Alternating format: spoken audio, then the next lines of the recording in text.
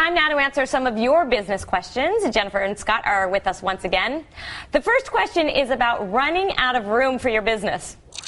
My business, thankfully, has boomed, and I've run out of space. I actually signed a 10-year lease 2 years ago, and I want to see how it is even possible, if possible, to get out of my lease. This is hard. I'm going to go to you first, Jen, because you're a lawyer. I, again, have a friend who just dealt with this, and it was really hard. They spent a lot of money to get out of their lease. Well, there's a couple things. I mean, legally, you should look at your lease and see what the sublet provisions are, and also see if there's a way to buy yourself out, because sometimes it actually can make sense. But what I would do is do some homework on your landlord. See what other properties they own. See if there's other space in your center. You never know what their needs are, but if you figure out what the options might be, then you can approach your landlord and negotiate. You might actually find that there's a solution that works really well for both of you. I think there's a question here, too, about when you go into a lease in the first place. If she's going into a growing business and maybe she needs to think about this for signing her next lease, do you want to be signing a 10-year lease? Well, we made this exact mistake rather at Behance, because it's very lucrative to see the lower rent with a longer lease, and you think, oh, I have no idea what's going to happen in the future. But you really do want to keep your optionality. It's also a reason to choose a landlord that has many properties, because knowing that you might have to Jen's point, if you have to get out of the lease early, you can make a deal. I mean, landlords love great tenants, and they want to keep you happy ultimately. So having that sort of discussion aside from the legal side of it is probably helpful. Okay, let's move on to the next one. This is a question from one of our Twitter followers. @Gridiron Barbecue tweets, any suggestions for a small barbecue business in a dying or dead mall? This is tough, right? Talk about rent. So you've probably already spent rent on your business in this mall, but nobody's coming through anymore. Any ideas?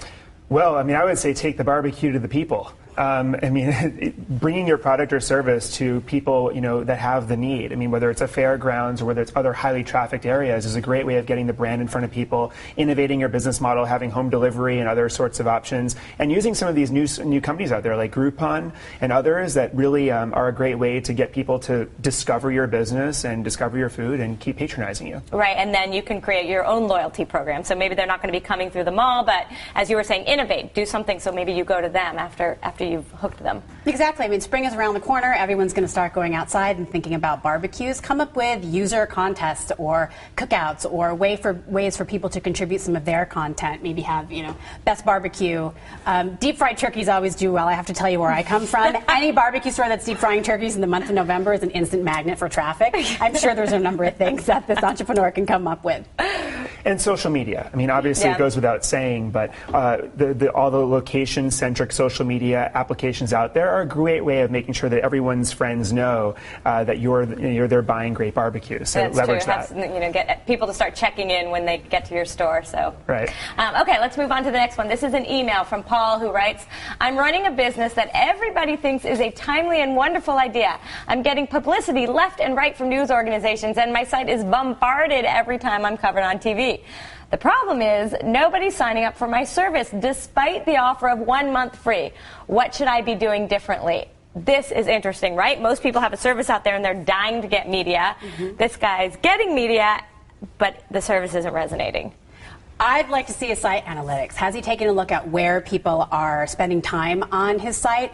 Are they just getting to the point where they can't find the product or service easily? They're not clicking on a way to purchase it. I mean, how are they spending their time, and is there a way to redesign the site? That's such a good point, right? It could be as easy as the graphics or the text. It's too confusing. Totally. I mean, listen, it's either the product or the way that people are engaging with the product. And what a lot of companies do these days is something called A/B testing. They literally have two versions of the site that a user gets when they come to the site. It's very easy for any sort of development or design firm to set this up for you. Have two versions, and as Jen mentioned in analytics, see which one performs better, and then keep iterating and make sure you get a better, highly performing site over time. Right. Okay, let's move on to the next one. This is a question about marketing your business.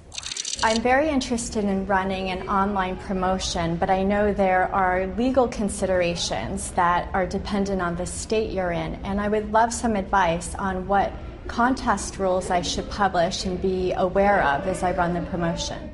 So I will ask our resident lawyer, and I'll say I ran a contest for my company, and it seemed like it would be so easy. Just put it up there. It's a contest. It's the internet, and it's not. I mean, we hired a lawyer. We had to, but You have to, right? You have to, because depending on where the contest is run, particularly if it's online, anybody in the world can access it. So the first thing you need to do is restrict it, stay to the U.S., and then even some cases to particular states. I think what this entrepreneur is talking about is maybe a sweepstakes, where you just have somebody entering and they might be able to win prizes. The basic rules are to make sure that the rules are easy to find, that you know what you're giving, that you know when the drawing is going to be held, what people have to do, if there's any restrictions around people who can enter. Definitely inquire with a lawyer, though, because you want to make sure that you're complying, and actually some states require you to register the contest or promotion that you're running. All right, yeah, great idea. Okay, Scott, Jen, thank you so much for all of that advice. You guys are great.